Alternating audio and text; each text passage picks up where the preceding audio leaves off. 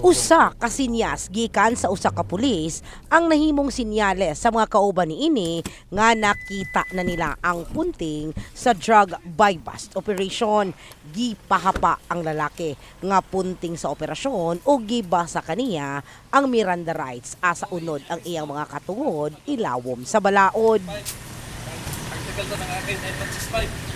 Nasikop si alias Jojo hamtong ang panuigon sa barangay Lagaw Jensan human na palita o gituuhang putos sa shabu.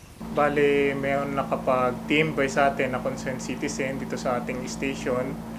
And agad po namin itong binerify and upon verification at we found out na positive yung tip ng ating concerned citizen.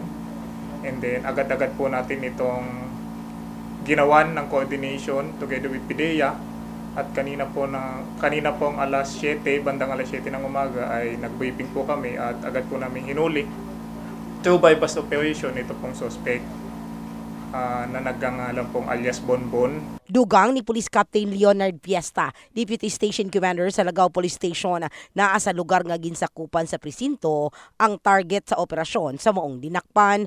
Giimbestigahan usab karon sa kapulisan kung kinsa-kinsa ang mga parokyano sa maong dinakpan sa iyang illegal drug trade. Samtang giangkon sa dinakpan nga kinina ang ikaduhang balik niya sa selda tungod sa susamang kaso. Ano lang po ko na napag-utusan lang ba?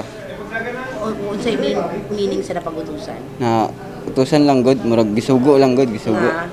Na mag-score ba, mag-score. Asa mo ka nag-score? Sa mga barkada lang god. Napil lang ba? Gagamit ka? Napagamit lang god, napil lang sa ano ba? Pero sure na diligid ko baligya diligid.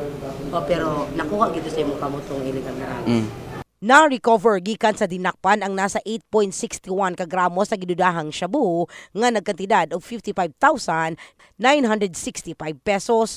Butiyag sa kapulisan, all out sila sa gihimong kampanya batok illegal nga droga sa ilang lugar nga ginsakupan. Samtang gisuta pa nila karon kung asa gikan ang supply sa gidiling droga sa ilang area of responsibility. In the heart of changing lives. Kini sa Brigada Richal Gubalani, sa Brigada News Jensen. Brigada News!